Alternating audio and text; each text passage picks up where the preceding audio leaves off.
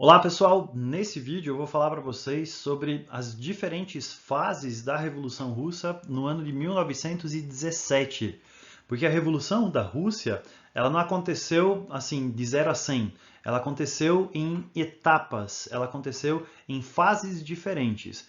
Então no vídeo anterior foi falado sobre o contexto e sobre o ensaio geral, e nesse vídeo eu vou falar sobre as duas fases da Revolução Russa, em fevereiro e depois em outubro, e especialmente a importância da Revolução de outubro de 1917. Beleza? Então vamos lá. Então, só lembrando algumas questões a respeito do contexto da Revolução Russa, né? Porque a revolução não acontece do nada. O contexto se torna de tal forma insustentável que uma revolução acaba acontecendo. E o contexto que existia na Rússia ele é marcado por três características.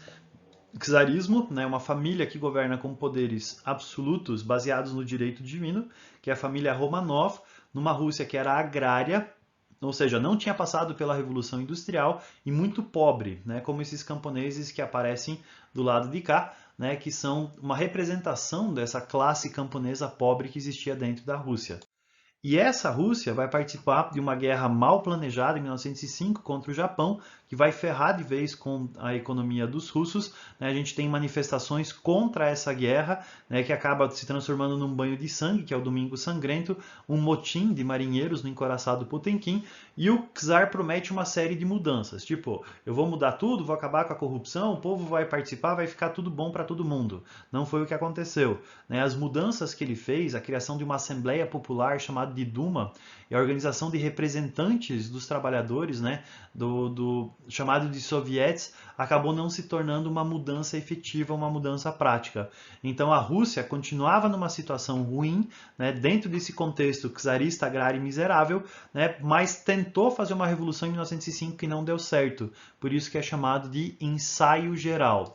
E essa Rússia vai participar da Primeira Guerra Mundial. E quando a Rússia participa da Primeira Guerra Mundial, aquilo que já estava ruim se torna completamente insustentável. A gente tem um banho de sangue acontecendo na Guerra de Trincheiras, milhares de soldados morrendo, soldados russos morrendo nessas trincheiras, as famílias russas sofrendo não só com a perda dos soldados, mas com a própria crise econômica que a guerra gera, porque toda a economia começa a girar em função da guerra, provocando uma baita de uma crise econômica dentro da Rússia, escassez de alimentos, escassez de outros produtos, ou seja, a situação dentro da Rússia ela estava insustentável. E por isso que em 1917 começa a Revolução Russa. Essa revolução ela tem duas etapas. A primeira etapa acontece em fevereiro de 1917. Aqui eu só preciso fazer um parênteses, a respeito da questão da data. O calendário russo, nesse período, ele era um calendário diferente do que o resto da Europa utilizava. Porque quando aconteceu a reforma dos calendários, durante o período da Idade Média, e começou a ser adotado o calendário gregoriano, que é o calendário que nós usamos agora, os russos, de maioria da Igreja Ortodoxa, eles não adotaram esse calendário. Então existia uma diferença de alguns dias entre o calendário ocidental e o calendário dos russos. Por isso que aquilo que era final de fevereiro para os russos já era março no calendário ocidental.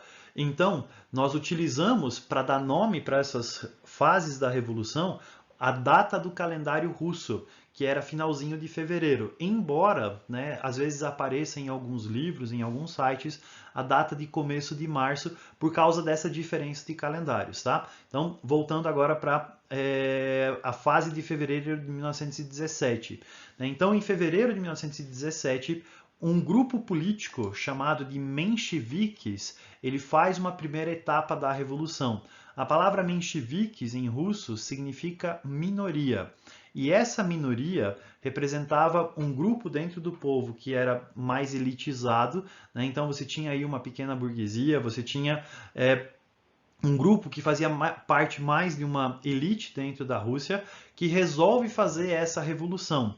Então eles pegam, tiram o czar do poder, e assumem o poder dentro da Rússia. Só que esse grupo ele era a favor de uma revolução que aconteceria em etapas, uma revolução que fosse parcial. E algumas mudanças que eles prometeram para o povo acabaram não acontecendo, né? As duas principais. A Rússia não saiu da Primeira Guerra Mundial. Então, quando os mencheviques assumem o poder, eles resolvem manter a Rússia na Primeira Guerra Mundial. Ou seja, o povo que queria que a Rússia saísse da guerra, né, acaba ficando descontente com isso. E a outra mudança que a gente tem é que não acontece uma coletivização das terras. Ou seja, as terras continuam na mão de um grupo pequeno de pessoas e os pobres, todos esses camponeses, eles não têm acesso a essas terras, né? Resumindo isso, quando os mencheviques assumem o poder, eles fazem poucas mudanças e essas mudanças não atendem a maioria da população russa, gerando aí, ou mantendo essa insatisfação entre o povo russo. E dentro desse cenário, você tem a volta de um revolucionário russo chamado de Vladimir Lenin. O Vladimir Lenin, né, ele era um dos fundadores de um grupo chamado de bolcheviques, vou falar sobre esse grupo daqui a pouco para vocês. Ele tinha se envolvido em algumas encrencas, o irmão dele também tinha se envolvido em algumas encrencas, ele teve que acabar fugindo da Rússia e ele estava exilado lá na Finlândia, né? Ele tinha fugido da Rússia, estava escondido lá na Finlândia. Mas ele acaba recebendo um subsídio do governo alemão, né? A Alemanha estava em guerra com a Rússia e os alemães fizeram o seguinte cálculo: a gente vai pegar esse revolucionário russo, vamos dar dinheiro para ele, vamos mandar ele de volta para a Rússia, né, para provocar uma revolução na Rússia, assim a Rússia sai da guerra. Então o Lenin, ele recebe dinheiro dos alemães e ele é enviado de volta para a Rússia, ele acaba entrando escondido na Rússia, né? E uma vez que ele entra escondido na Rússia, ele começa a publicar alguns documentos, ele começa a circular, né, alguns documentos que são chamados de as teses de Abril. Nessas teses de Abril, o que o Vladimir Lenin ele queria? Ele queria paz, ou seja, que a Rússia saísse da Primeira Guerra Mundial, ele queria pão, melhores condições, principalmente de alimentação para a população, para o proletariado, ele queria terra, ou seja, essa coletivização de terras, que as terras fossem distribuídas para os camponeses, para os mais pobres, e o grande lema dele era todo o poder aos sovietes, né? Todo o poder a essas assembleias populares, todo o poder para o povo. Vamos tirar os caras que estão no poder, vamos tirar a família Romanov, vamos tirar os mencheviques e vamos dar o poder para o povo. É o povo que tem que assumir o poder. E financiado, né, por esse dinheiro dos alemães e influenciado por todas essas teses de Abril, um grupo chamado de bolcheviques vai fazer uma segunda etapa da Revolução em outubro de 1917. A palavra bolchevique significa maioria, né, e esse grupo era formado por representantes do povão, né, então você tinha lá proletários, você tinha operários, você tinha essa camada mais baixa, mais popular, né, que formava esse grupo aí dos bolcheviques, né, os representantes desses grupos formavam os bolcheviques. E em outubro de 1917, esse grupo vai derrotar os mencheviques e vai assumir o poder dentro da Rússia. E quais são as coisas que eles fazem? Um dos primeiros atos dos bolcheviques é assinar um tratado chamado de Tratado de Brest-Litovsk. Esse tratado de Brest-Litovsk é um tratado de paz com a Alemanha. Na verdade, o que aconteceu foi o seguinte, aqui a gente tem esse mapa aqui, toda essa região que está em rosa, a Rússia cede para os alemães como forma de compensação para que a Rússia pudesse sair da guerra. Então a Rússia se retira da guerra e ela compensa os alemães dando esses territórios para eles. Tá? Então esse foi o Tratado de Brest-Litovsk. Dessa forma a Rússia sai da Primeira Guerra Mundial. A outra coisa que acontece é que a família Romanov ela acaba sendo executada. Então a família Romanov que você tem ali, né, você tem o czar Nicolau com a sua esposa, suas filhas e o seu filho Pedro, né, eles acabam sendo levados para esse quarto aqui e colocados nessa parede aqui, eles acabam sendo executados, né, matam toda a família Romanov. Existe uma lenda de uma princesa que sobreviveu, que seria a princesa Anastácia, né, mas isso aí é só uma lenda, isso é só uma história. Né, o que a gente sabe é que toda a família Romanov ela acabou sendo assassinada.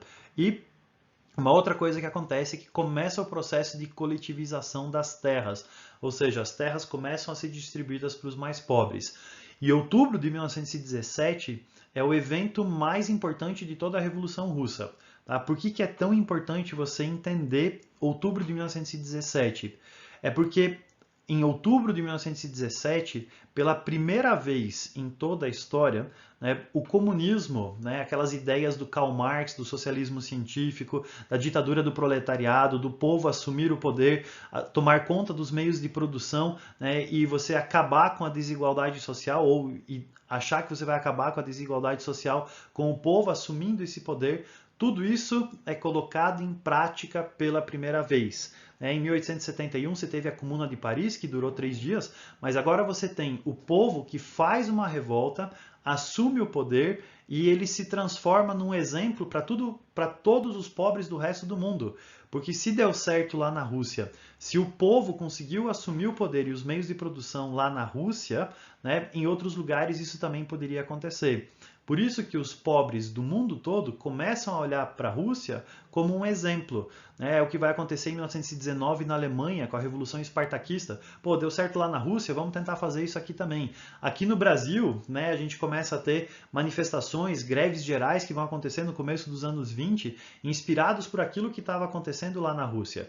E o comunismo deixa de ser uma ideologia, o comunismo deixa de ser só papel, letra no papel, e ele passa a ser uma prática, ele passa a ser uma realidade.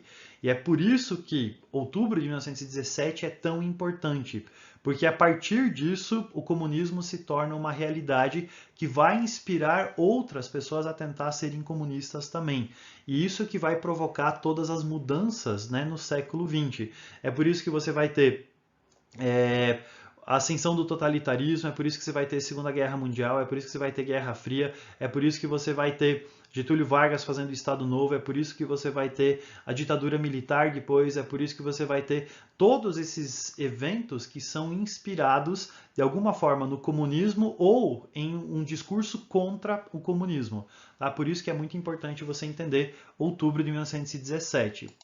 Agora, os mencheviques foram tirados do poder, mas eles não se renderam.